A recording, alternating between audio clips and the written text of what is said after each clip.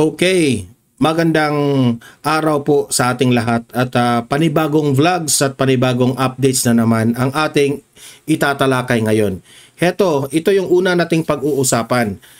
Itong si Bongbong Marcos, no, nag-speech ito sa 2025 palarong pambansa. Kung mapapansin nyo, ang kanyang speech, ang nakapalibot sa kanya, mga atleta. Okay? Walang gana ang mga atleta na nakinig sa kanyang speech. Napipilitan lang silang pumalakpak. Kaya sobrang nakakahiya at kahit hindi natin gusto itong si Bongbong Marcos, naaawa rin ako. Sa totoo lang naaawa rin ako kay Bongbong Marcos dito. Pasensya ka na, Bongbong Marcos, Pero halatang-halata na kasi na ayaw na talaga sa inyo. Kahit nga mga kabataan natin ngayon, ayaw na, isinusuka ka na di ba? Kawawa siya dito. Mamaya ipapakita ko itong video na ito, okay?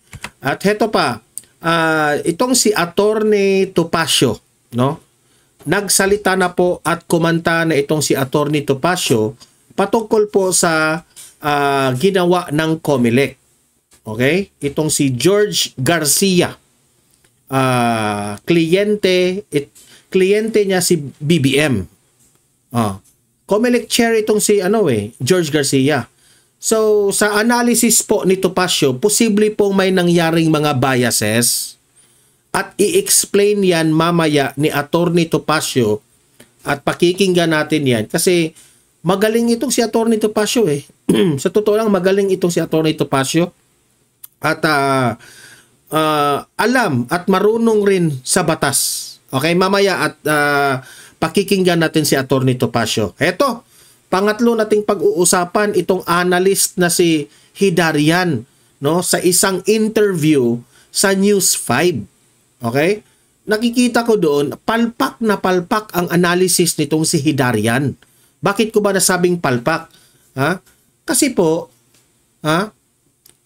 wala nang nakikinig sa kanila. Ngayon ko lang na-realize na kaya pala walang nakikinig dito kay Hidarian. Kahit may YouTube channel siya pero wala. Mahina yung views ni Hidarian. Kasi ang utak niya hanggang pangdilawan lang talaga.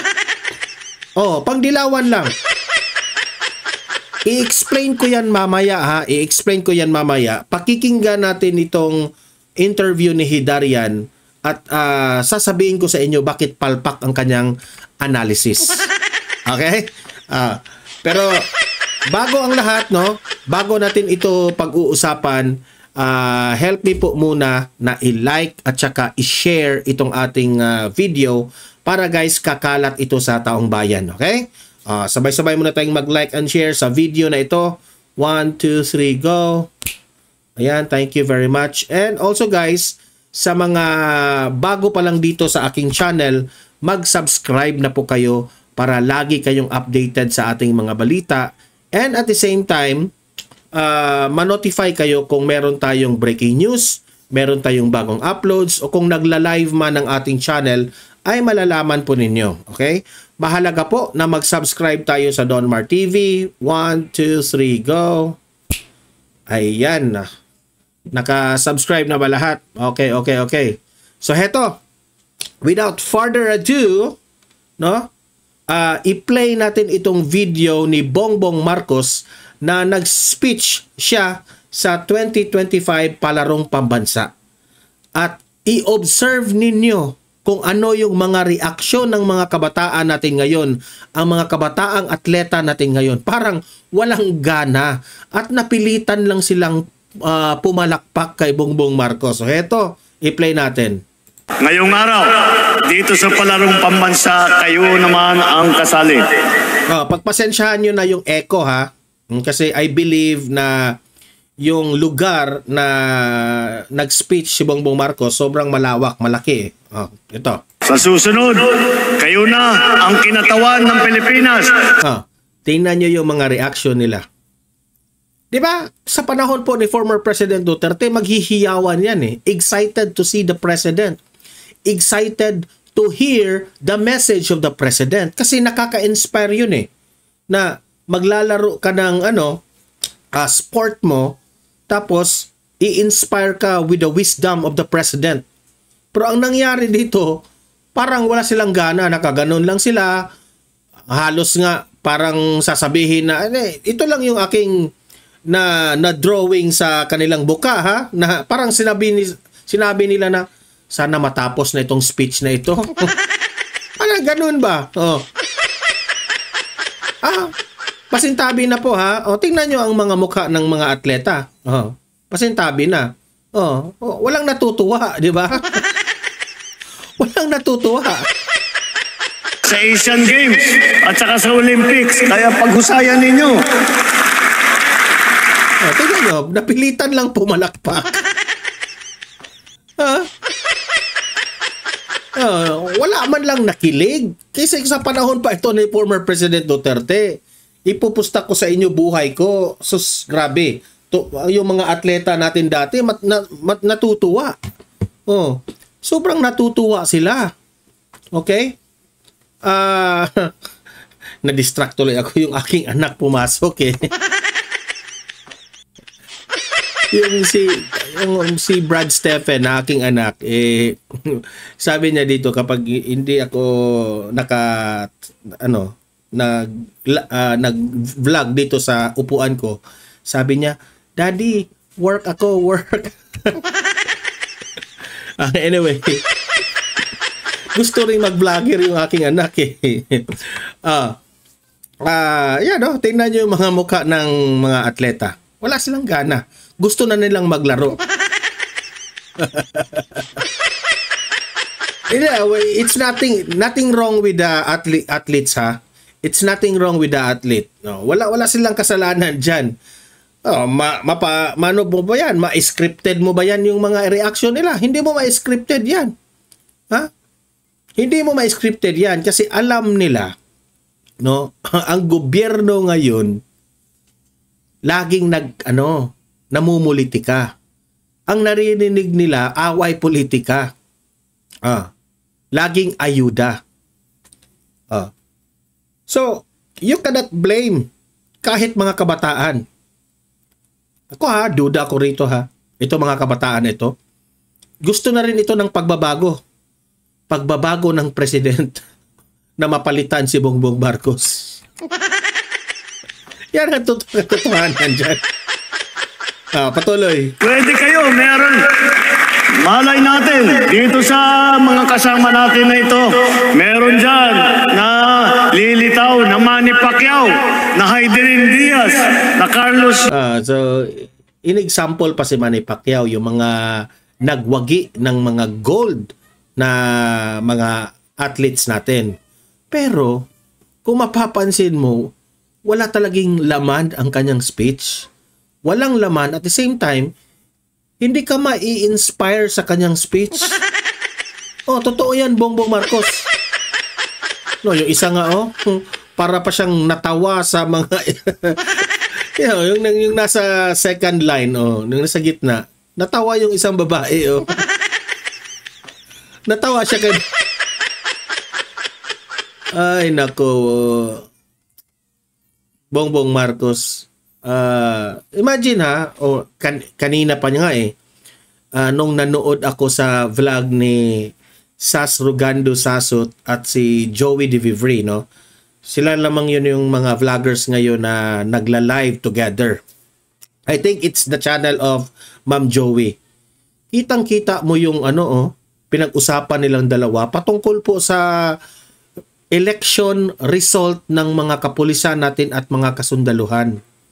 Talagang landslide victory yung PDP laban at walang nakapasok doon sa mga alyansa ng Bagong Pilipinas. Di ba? Tinawag pa nga ni Sas Rugando pasintabi na, tinawag pa nga ni Sas Rugando, this is a soft codita sa mga pulis at sa mga sundalo. Imagine that one. Ang buong kasundaluhan natin at ang buong kapulisan natin, ang mga results sa election, Wala man lang pumanig kay PBBM. Anong tawag doon? Siguro ang pumanig kay PBBM si Torre na lang at si Marvel.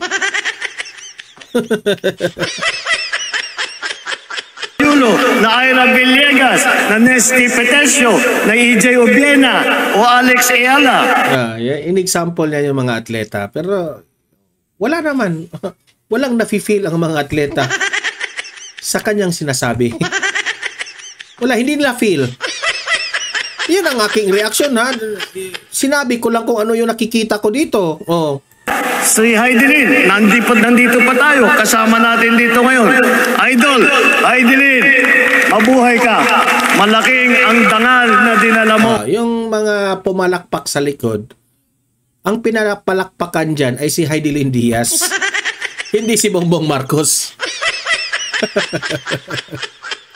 Sa ating minamahal ng bansa. Tulad nila. Tingnan nyo. Pasitabi na talaga, ha, mga atleta. Ha? Wala kayong kinalaman dito. Pero tingnan nyo, nabuboard na sila. What do I mean by this? No? Ang reaction lang ang aking concern dito. Na mismo sila, alam nila na may pagkukulang ang gobyerno. Siguro yung mga parents nila, duda lang ako, ha, yung mga parents nila, naririnig siguro nila. Kasi ako, ha, let's be honest, no? Sa mga ganitong age, no? Na itong mga group age na ito, itong mga, I think nagre-range ito ng mga 17 to 18 years old. Yes, let's just say 16 to 20 years old. 17 to 20 years old ang mga ages dito. No? Let us say, meron pa rin mga, di ba, mga di ba? High school pa ba itong palarong pambansa? Yes, merong high school. High school. Let us say, merong mga dito. From 14 years old to 16. 14, 15, 16. O 13 kung mayroong first year. O kung meron mga grade 10, I mean, kung meron mang grades grade 6. Grade 7 to grade 12. Okay? Yan ang mga age dito ng palarong pambansa. Siguro sa kanilang ages hindi ito interesado masyado ng politika, ng mga balita. Okay? Pero duda ako nito, nakikinig rin sila sa kanilang mga parents, no? Na ako kasi when I was in high school, I'm not too interested in politics. Pero nakikinig ako sa mga usap-usapan ng aking mga magulang na at that time patungkol yun kay Erap, kay Arroyo, ganon ba? So sa kanilang age ngayon, siguro napakinggan rin nila, no, na sa kanilang mga magulang o sa kanilang mga titos o titas na wala talaga si Bongbong Marcos, palpak. Di ba? Ayaw nila. So, hindi mo mabiblame bakit nagkaganyan po ang kanilang mga reaksyon. Ipagpatuloy lang ninyo ang inyong pangarap. Mag-training araw-araw, mag-aral ng mabuti, sumunod kayo sa... In fairness, tama itong mga advice ni Bongbong Marcos. Mag-training araw-araw, magkaroon kayo ng disiplina, alagaan nyo ang inyong mga katawan, alagaan nyo ang kanyang health. Tama naman itong mga sinabi ni Bongbong Marcos. Kaso lang, ayaw nila si Marcos. Yung mga magulang at alagaan ninyo ang inyong kalusugan. Ang gobyerno ay laging nasa likod ninyo. At talaga, totoo. Ay, sa bagay, merong ayuda, di ba? Yung 4-piece. Nasa likod sa inyo. Tutulungan namin kayong maabot ang inyong mga pangarap. Dahil ang panalo ninyo, panalo na rin namin. Pero higit sa... Ang galing talagang magbulaklak, no? Galing talaga, bulaklak. Ay, tingnan nyo yung smile ng ating isang atleta natin. No? Alam mo, sa totoo lang, Bongbong Marcos, bumibenta yung mga ganyan na speech mo dati. Noong 2022, bumibenta yan. Naniniwala kami. Pero ngayon, di na kami naniniwala. Baka mabudol na naman kami. Di na yan bumibenta. Ha? Marcos, hindi na yan bumibenta sa amin. Pagkapanalo, mas mahalagang matutunan ninyo ang disiplino. Anong disiplino? Uminom ka na ng tubig? Anong disiplino? Disiplina. Ay nako. Disiplino yun. Yan, nabubulol ka na kasi. Nabubulol ka na kasi, saka ayaw ko na lang sabihin. Disiplina ang halaga ng pagkikipagkaibigan at ang mag-enjoy naman sa inyong favorite. Mahalaga raw ang makikipagkaibigan kagaya ng ihatid ko sa dahig si Tatay Digong. Mahalaga raw yung makikipagkaibigan ka, ha? Pero yung ginawa mo kay Tatay Digong, ano yun? Ayan, no? Ang tawa ni ate, sobrang tawa ni ate, natatawa siya. Sport, manalo man o matalo. Tandaan ninyo, ang taong lumalaban, hindi natatalo. Losers are those who fail to try. Winners are those who try. And maybe they fail, but then they try again. And do not stop trying until they win. Wow. Kagaya ng natalo ka ni Leni Robredo, then you try. Ha? Hanggang nabudol kami. Nanalo ka. And succeed. Yan ang speech ni Bongbong Marcos. Ay, congratulations pa rin, Bongbong Marcos. Congratulations sa speech mo. And by the way, ha, sa mga atleta natin sa palarong pambansa, no? Good luck sa mga laro ninyo. And ingat po kayo sa injury at makinig kayo sa inyong mga coaches, no? Sa mga advice na inyong mga coaches. And eto pa ang pinaka-last. Yung sportsmanship, ha? Yun ang pinaka-importante. Kaya good luck sa inyo. Mga atleta natin, good luck. Ayan. So, ayan ha. Babuhay yung palarong pabansa na yan. Okay. Punta tayo dito kay Attorney Topacio. Na magaling ang punto ni Attorney Topacio dito. Patungkol po dito sa COMELEC na si George Garcia. Okay? Na nabanggit niya doon na itong si COMELEC George Garcia ay dati itong kliyente ni Bongbong Marcos. So kung dati itong kliyente ni Bongbong Marcos, ano ang ibig sabihin nito? Okay? May posible bang mga biases na mangyayari? O heto, i-explain ito ni Attorney Topacio. Attorney Topacio, pasok! I've always said it was a bad idea na yung abogado ng Pangulo ang i-appoint bilang chairman ng COMELEC. Bakit? Because we lawyers, alam ni Attorney Harold yan. Natatandaan ko pa yan 2022, in-appoint ni Bongbong Marcos si George Garcia bilang COMELEC chair. We are bound by a certain set of... ito na yun ha.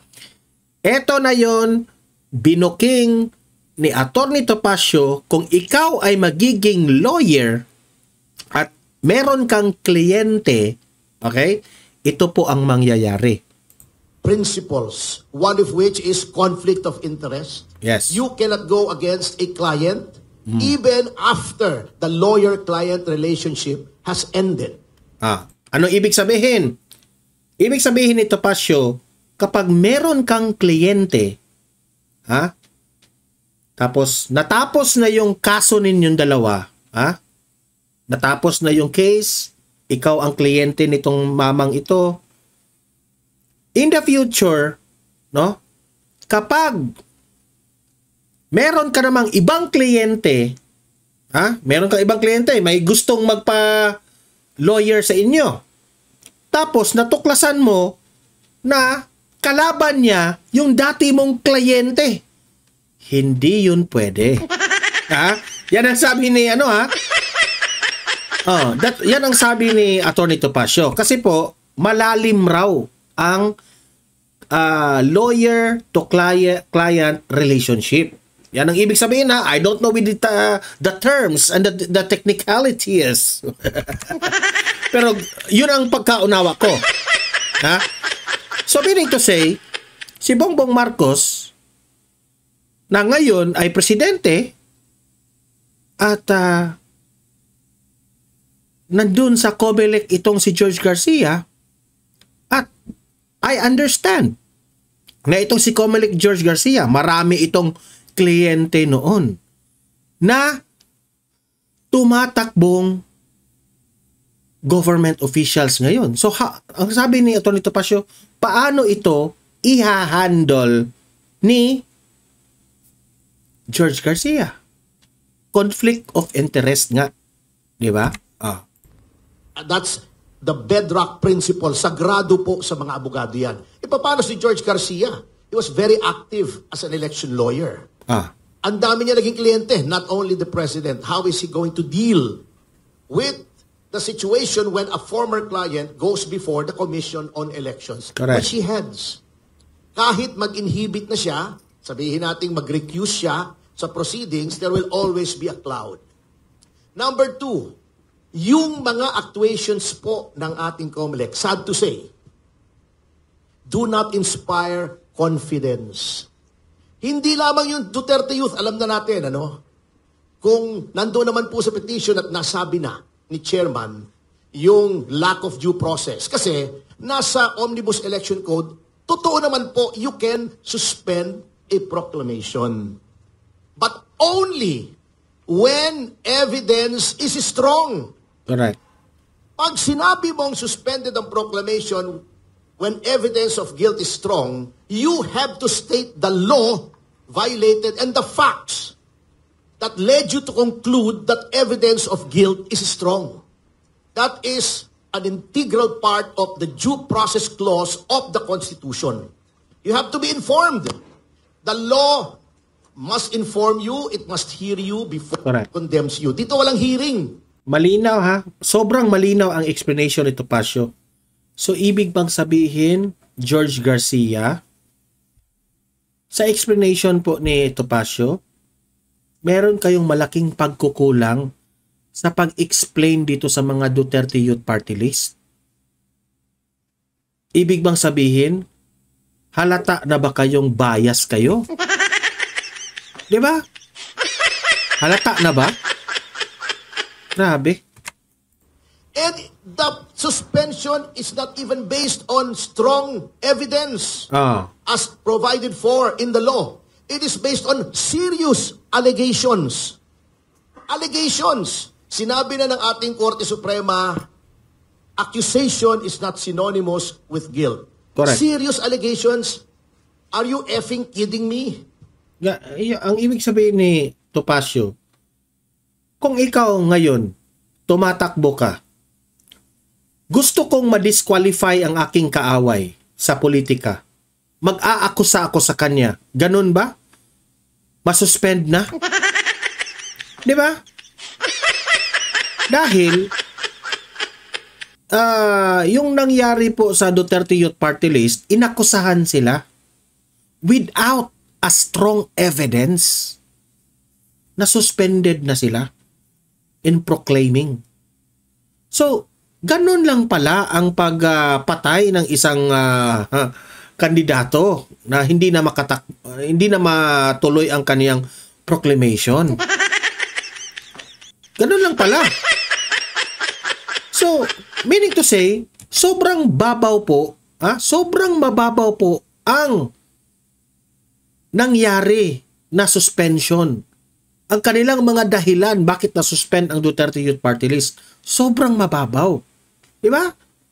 Akusahan ka lang, wala na, suspended ka na, ganoon ba? Di ba? Etong kasama natin sa SMNI, sinabi ko, oy, rapist ito. Is that not a serious allegation? Nasaan ang proof ko? O ito, mamamatay tao ito, murderer. That is a serious allegation. Where is my proof? Ibig mo sabihin, he will have to face the consequences of the allegation just because it is serious. Plus, yung equal protection clause, persons similarly situated must be similarly treated. Diba yung sa Akbayan, Gabriela? Serious allegations, recruitment para sa insurgency movement, armed insurgency against the government, pinapatay na pulis sa sundalo, nagre-recruit ka, pati yung recruit na papatay. Hindi mo maseryoso yun? O bakit hindi suspend? The allegations are serious, and the allegations were made by agencies of the government such as the NTF, LCAC, and the Office of the Solicitor General. Di ba maseryoso yun? Suspend mo rin, di ba? Correct. Yan ang nangyayari aside from Duterte Youth. And So, meaning to say, nagiging bias. Kasi lahat nag-aakusa pero pinili lang yung saan yung party list na kaaway ng administrasyon, yun lang ang sinuspinde. So meaning to say, bias pa rin. Kapuitan na ginagawa ng ating COMELEC. Ito na lang. Ito, prime example. This good-looking guy beside me. He was ranting and raving about a defect in the process. Yung pagkonekta ng counting machine. Anong ginawa? Instead of addressing the concern, pinagdidimanda. Yung ba attitude ng COMELEC? Di ba? Meron, itong si attorney, nagrereklamo siya na may mga discrepancies o merong mga technical error siguro, yung counting machine, o merong posibleng maging madaya, ganun. Ang nangyari, ang COMELEC, instead na bigyan ng pansin ang concern nitong mamang ito, tinimanda. Now, how can we help? Ito na nga, here comes netizen, nagrereklamo na merong posibleng maging dayaan kapag ganito, ganyan. Instead na ang COMELEC, bigyan nila ng pansin ito at tugunan itong problemang ito, ang ginawa nila, dinimanda at inignore yung reklamo. Diba? So, tayo ngayon, ako po ay nagre-react laman. Diba? Nagtatanong lang tayo sa COMELEC, ano ba ito COMELEC? For transparency, we need to listen. Those people na sa tingin nila, hindi ito tama. At papatunayan nyo sa taong bayan na malinis ang magiging eleksyon. Yun ang dapat yung gawin sana. Papatunayan nyo. Pero anong ginawa ninyo? Instead na pakikinggan ninyo, dinimanda nyo. Na hindi man kayo siniraan, tumulong na nga eh. Diba? Pinasuhan, pinadidisbar, pinatatanggal as a certified public accountant. Pinapadisqualify pa. Pero, yung sinasabi niyang problema na dapat huwag i-connecta, sinunod ng COMELEC. Di ba? Sinunod. Anong problema mo, Mr. Garcia? Susundin mo, ba't dinimanda mo? Ito, wala talaga. Sapul na sapul si George Garcia dito.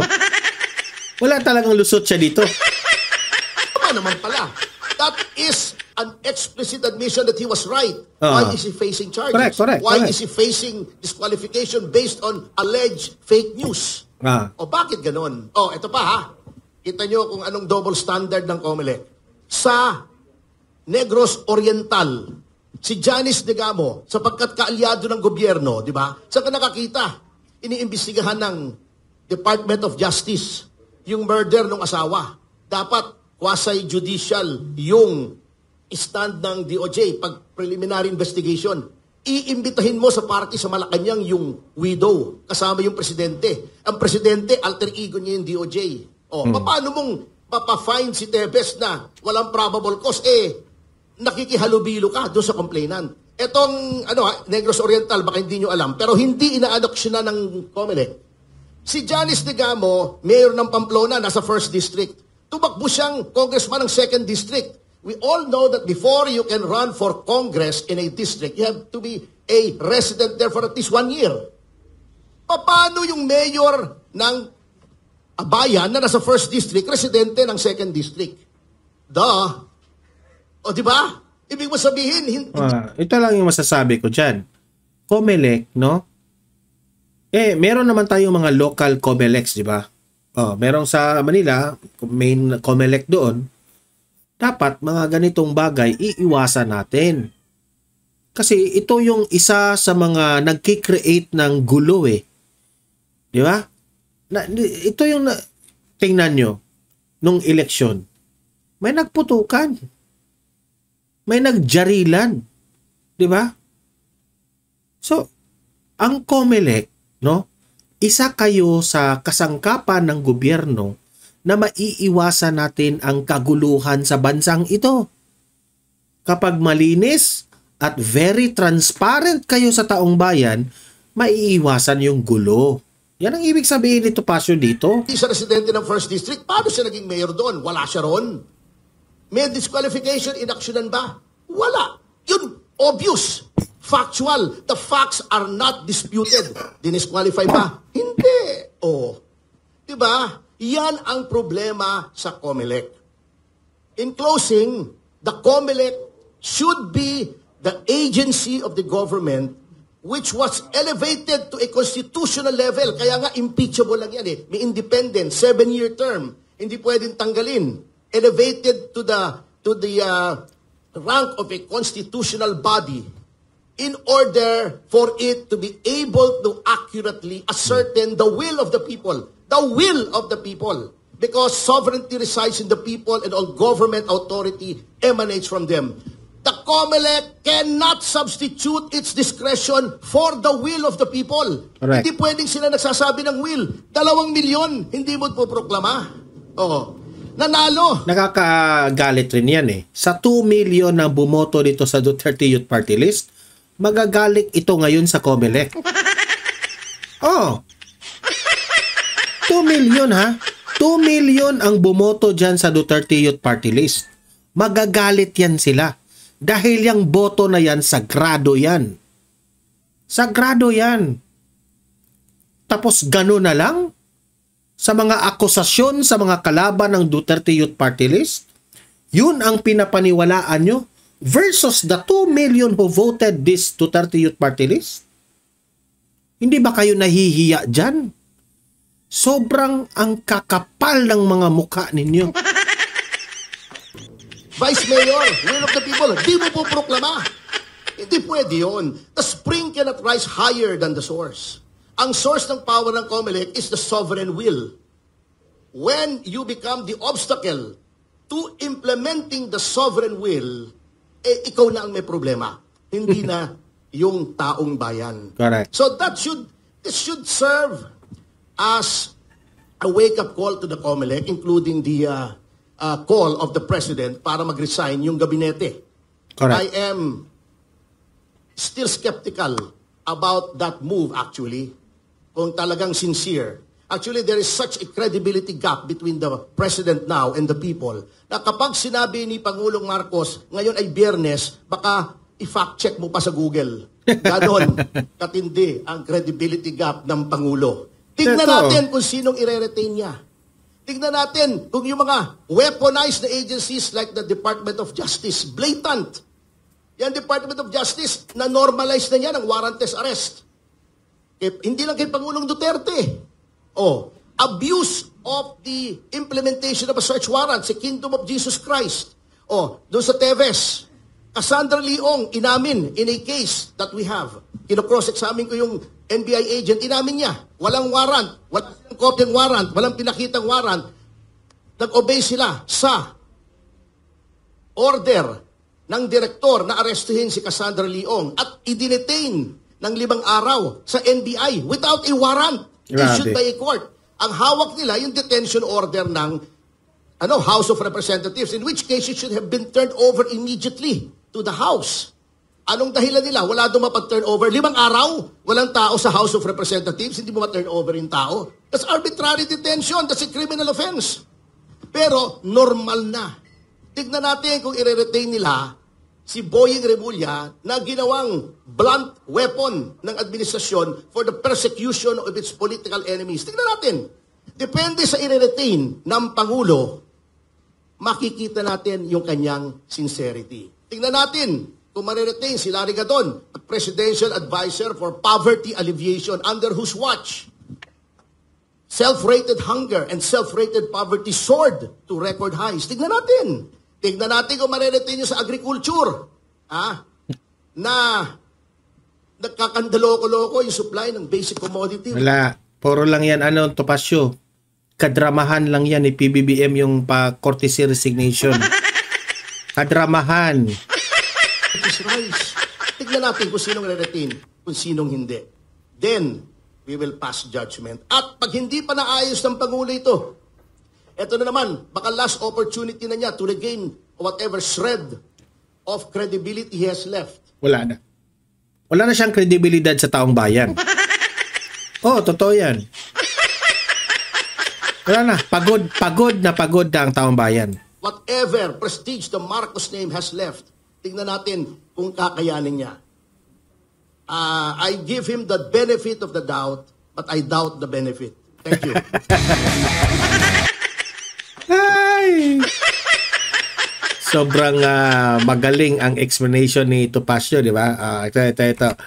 Ito naman, itong last topic natin, itong si Hidarian.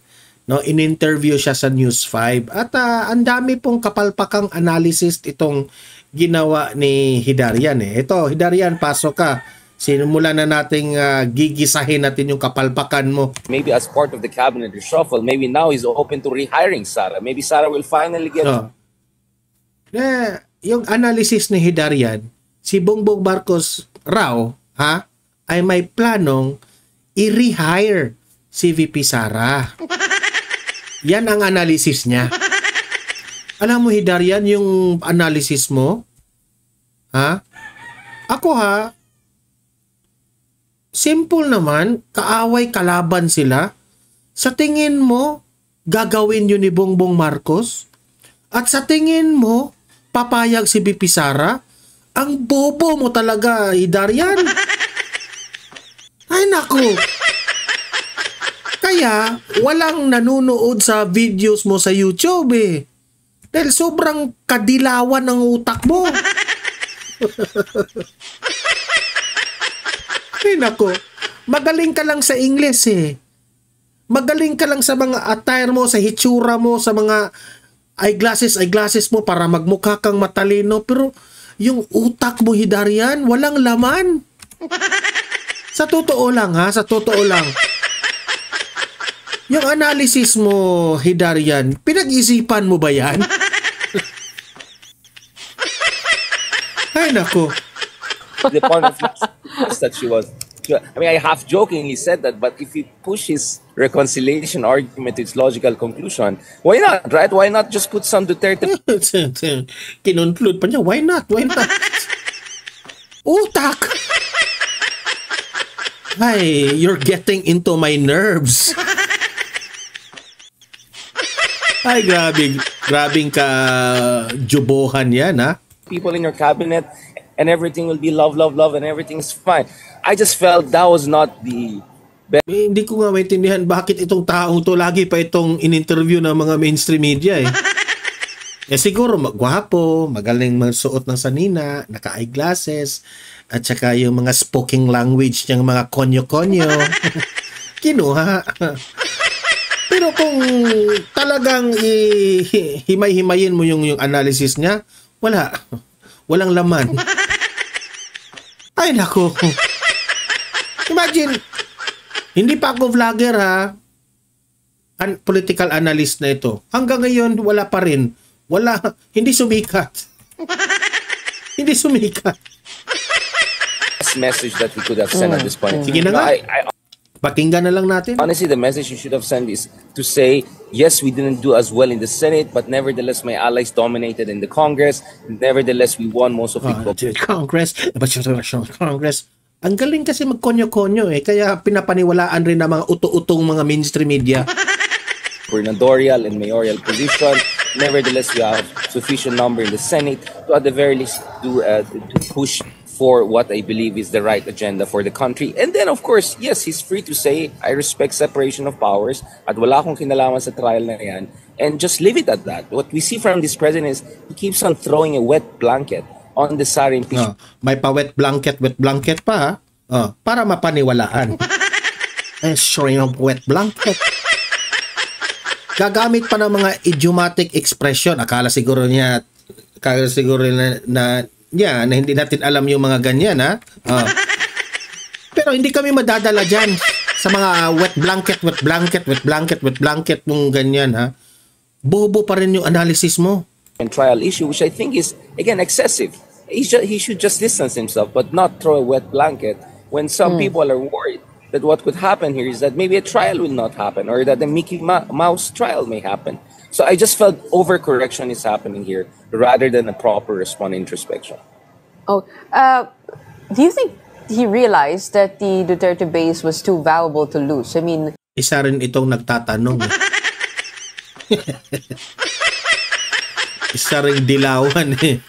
With the 2028 in sight and him not having a strong successor at the moment, is this him trying to regain that base for political alliances? Isa pa ito.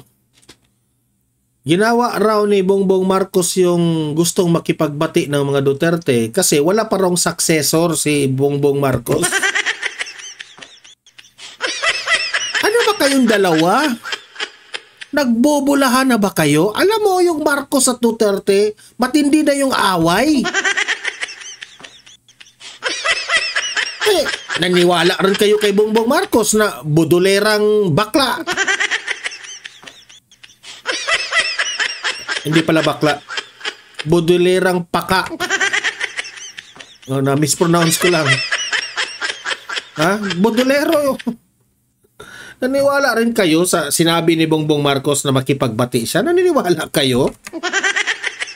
Wala man lang kayong konting analysis na prediction na ginawa lang niya yon para sa taong bayan? Binodo lang kayo. Ay, na itong mga taong to, naniwala rin.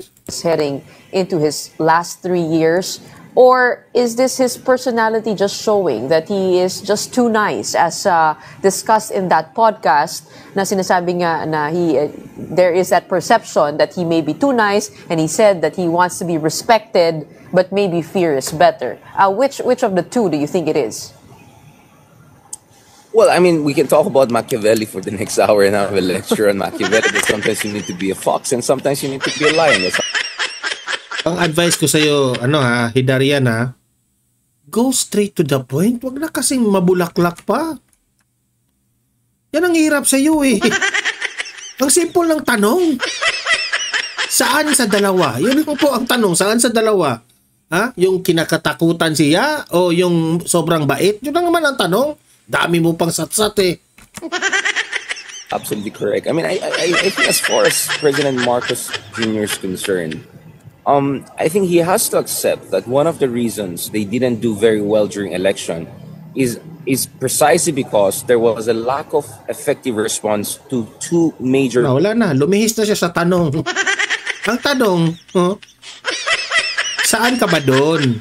Yung bongbong type na babait o bongbong type ng yung kinakatakutan? Yan ang tanong. Lumihis ka na sa tanong eh. Criticism from two different camps. The first one was yung criticism galing sa mga liberals and progressives ukol dun sa issue ng ayuda, PhilHealth, and supposed questionable practices in the budget ahead of the election period. Basically, weaponized. Tapos na tayo ng ayuda. Tapos na tayo issue ng ayuda. In the budget to serve the Alianza campaign. I never heard really a decisive and convincing response on that front. So they were already pinned down on that front. And then the ICC issue happened.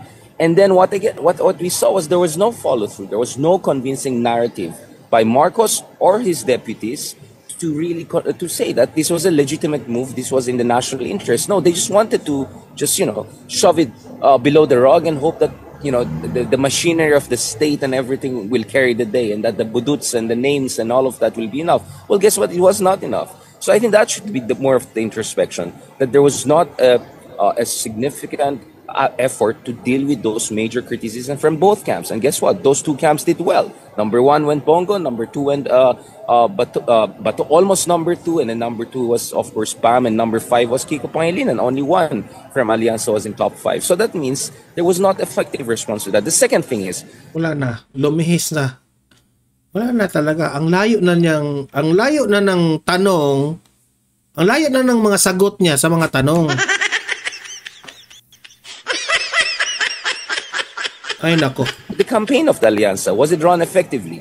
Right? Were the candidates doing... Stop na nga natin ito. Wala tayong mapupuntahan dyan sa sinabi niya eh. Wala talaga.